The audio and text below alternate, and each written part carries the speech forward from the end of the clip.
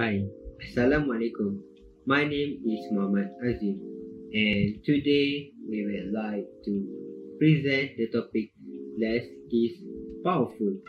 Did you wonder why certain people at large gatherings like social event or party tend to silence and separate themselves from crowded? Our thesis statement is we want to give some explanation on why they tend to silence and be unsociable. They prefer to spend their times themselves and related with the characteristic of what we call introvert.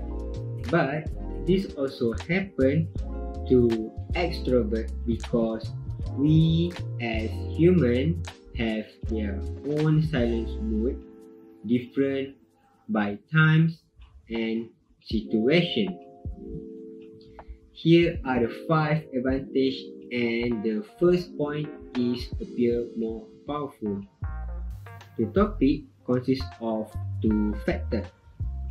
The first one is mystery and the second one is action. Now, let's talk about mystery. This will make people hard to predict our next move. There must be something about person that raise question and we cannot get the answer instantly. Mystery also stimulates imagination and we live as humans tend to come up with something for almost everything. The next is action. The actions are more appeal and revealing one true character. It also represents high commitment to accomplish something greater and willing to take risks. The second is learn to observe.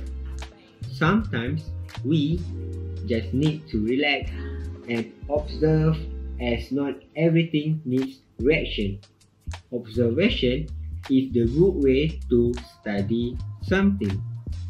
It requires us to use all normal senses and their energy to be mindful of our surroundings. Now, let's jump to the next topic, which is speak only necessary. Speak only importance matter. Remember, your speak shape your life and reflection of who you are. People tend to listen to those who choose their words carefully. Point number 4 is great listener. Study conducted by Heron from University of Surrey in 1974 said giving free attention is an intense activity. Magic happens when you start to listen to others. It makes the speaker feel appreciation and help you to see the world through their eyes. Also, people tend to turn their problem with the person they are trusted and comfortable. Speaking of this, did you ever watch Oprah Winfrey show? Almost all her guests cried with mix of emotion and ate with hug. She is a good example of what actually the good listener. And the last is promote inner healthy. The study conducted by Cornell University 2000 impact of noise on employee in open area. The environment constantly exposed by shredding machine, telephone office, etc. revealed had a high level of adrenaline in their urine, which quiet place worker does not have. Besides, they are much more relaxed and less stressed. That's all from me, and the next topic will be presented by my partners, Wada. Hai, Assalamualaikum warahmatullahi wabarakatuh. and a very good day I beg to all of you, especially to my lecturer and all my fellow friends. My name is Azzim and Wada. I'm from EDU 452 3B. Then we go to the best time to be silent. When someone is talking about your problems, sometimes being silent and listening is the way to go. Let me keep explaining. According to Danielle Morton in 1987, and by her concept of hearing to speech, she has observed that speaking first to be heard is power over. Hearing to bring forth speech is empowering in page 208. Our way of listening to others has a future ethical dimension in that such listening should be open and ongoing. Sometimes people just want someone to listen to them and to help them feel better. They might not be in a position to accept your advice at the moment, and they just want someone to listen. It's better to be silent instead of blurting out some in the moment feelings that might be hurtful or make the situation worse or create misunderstanding. It's usually a good idea to remain silent in those situations instead of blurting out something you might regret. If you feel the urge to say something destructive, take a few breaths and think of the possible consequences that might follow.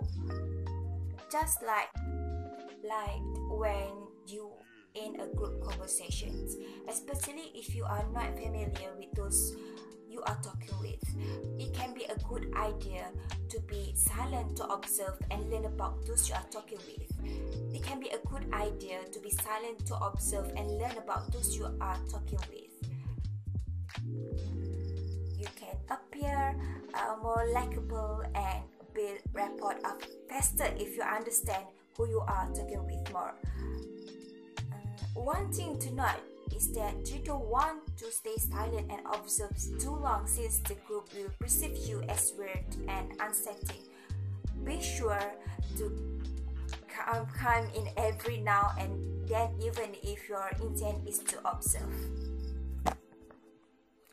Sometimes actions speak louder than words, and staying silent allows you to express yourself through actions rather than words. What you do is oftentimes more impactful than what you say, because words are cheap. You can tell someone to lie, or then the other person knows you are not being honest.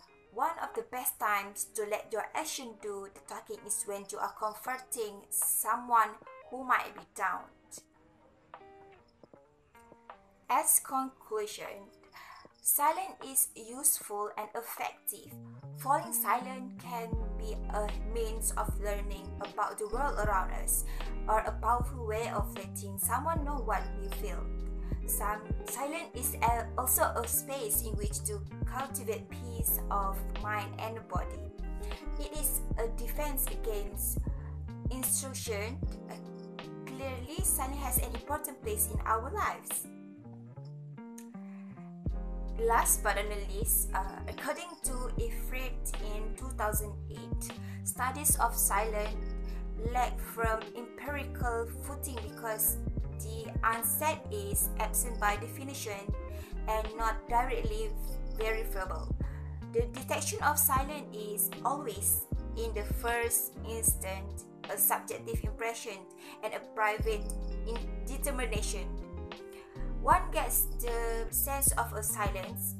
Silence is heard, silence is felt. These impressions are recognizable silences, even if the absence is not easily defined or described. That's all from me. Thank you.